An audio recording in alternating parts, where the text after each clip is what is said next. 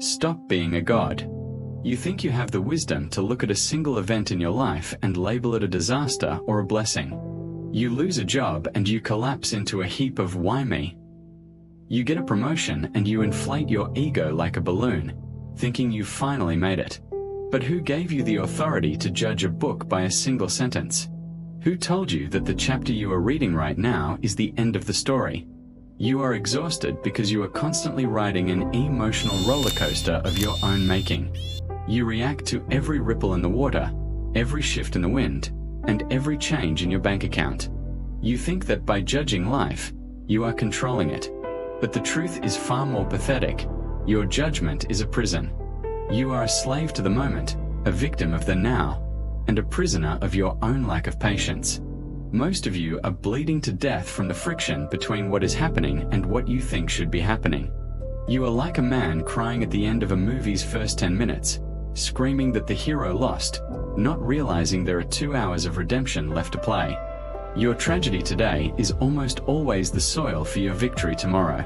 But you lack the one thing that separates the masters from the amateurs, the discipline of silence. Stop labeling your life. Stop the emotional whiplash. You don't have enough data to be this miserable. You aren't wise enough to be this depressed.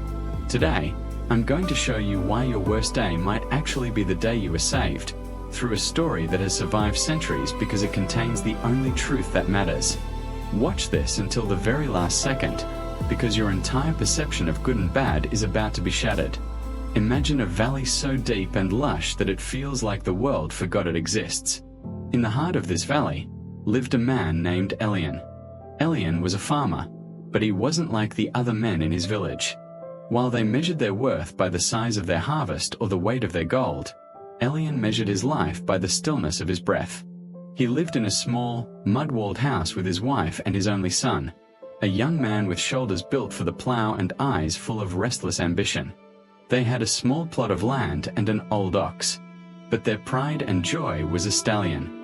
He was a magnificent beast, with a coat that shone like polished obsidian and a spirit that seemed to contain the lightning itself. The villagers were obsessed with this horse. "You are so lucky, Elian," they would say, gathered around the fence. "A horse like this is worth a fortune. You could sell him and live like a king. You are truly blessed."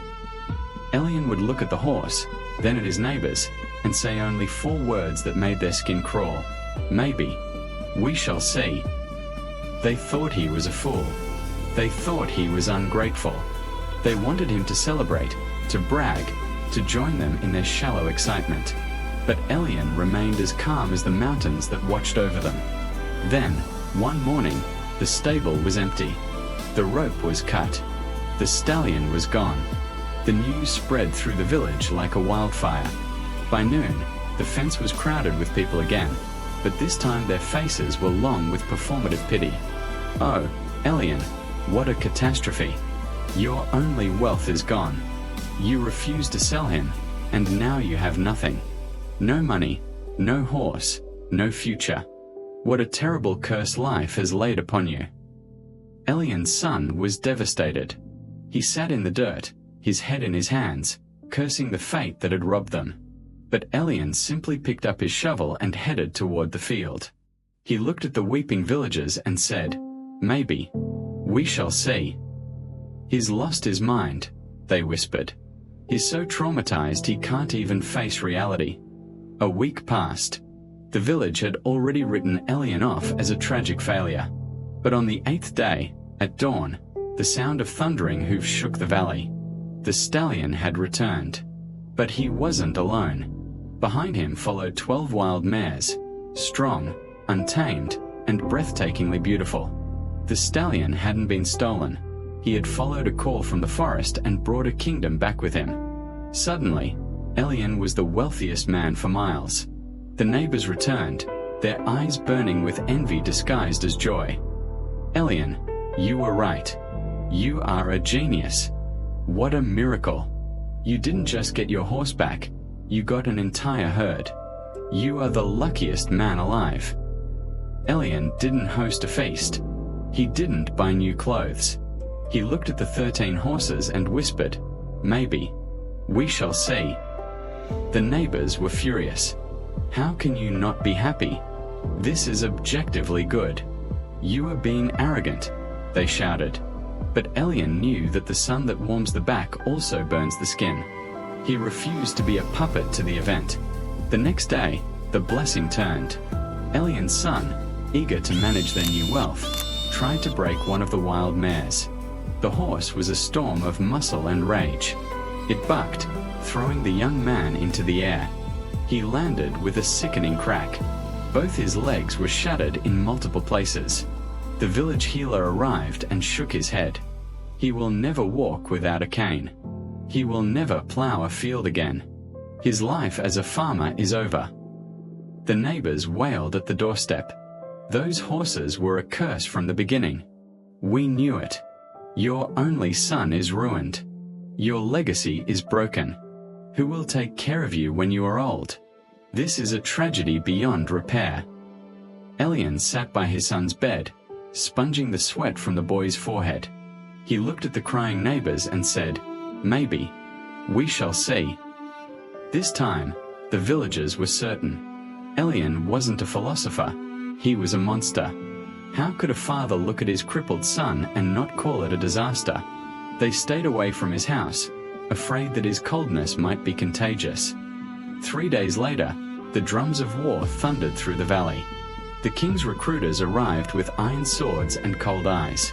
A brutal war had broken out on the border, a suicide mission where the life expectancy of a soldier was measured in minutes.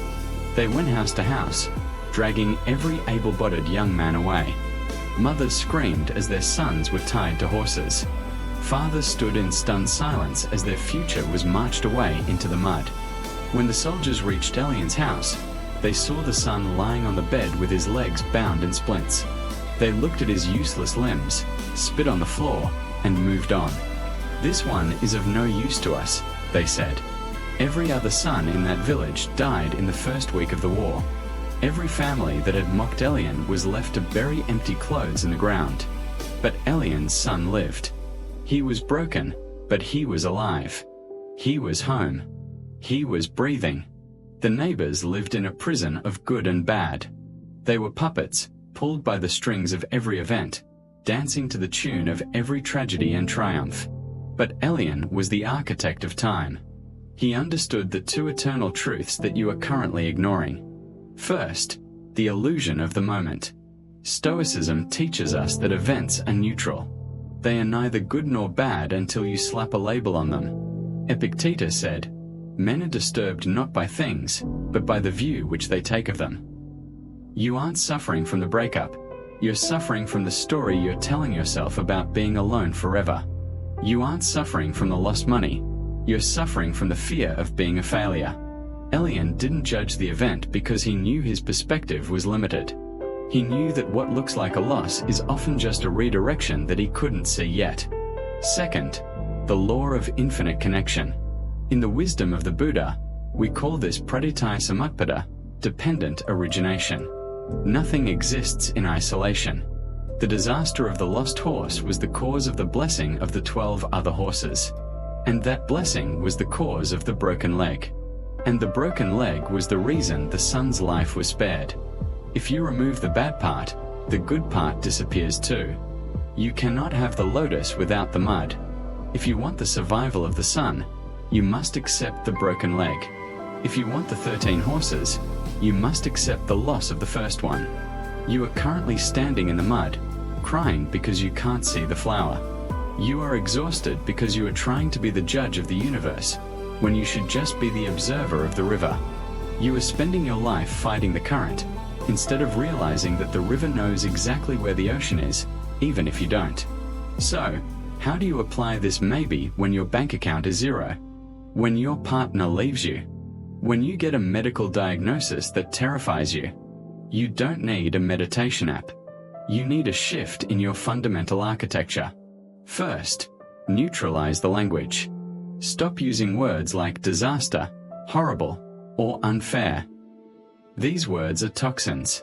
When something happens, use the most boring language possible. I lost my job is a fact. My life is ruined is a fiction. When you remove the emotional adjective, You remove the sting. You become like Elian, neutral, steady, and unbreakable. Second, the 10-year test. Ask yourself, will I be crying about this 10 years from now? If the answer is no, then why are you giving it your life force today? Most of what you are panicking about right now will be a forgotten footnote in a decade. If it won't matter then, don't let it destroy you now. Third, trust the hidden script. Life is a master weaver. It uses dark threads to make the gold threads stand out. You are in the middle of a masterpiece, but you are complaining because the artist hasn't finished the background yet. Have the humility to admit that you don't know why this is happening. Have the courage to say maybe. The world wants you to be reactive. It wants you to be a slave who screams at the rain and a fool who brags about the sun. But real power lies in the middle. Real power is looking at a catastrophe and having the courage to stay silent. Real power is knowing that you are never wise enough to judge your life in the moment it arrives. You aren't losing. You are being prepared. You aren't failing. You are being pruned so you can grow stronger. We have built a sanctuary here, a community of people who are done with the emotional roller coaster. We are here to help you become the mountain, not the weather. If you are tired of breaking under the weight of things you can't control, then you are in the right place. Hit that subscribe button and turn on notifications. Don't let another disaster steal your peace because you are too impatient to wait for the blessing. Don't let your ego jump to conclusions while your destiny is still being written. Now, I want to hear your maybe. I want you to look back at your past.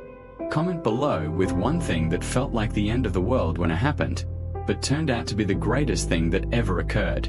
Was it a breakup that led to your soulmate? A firing that led to your business? Name your blessing in disguise.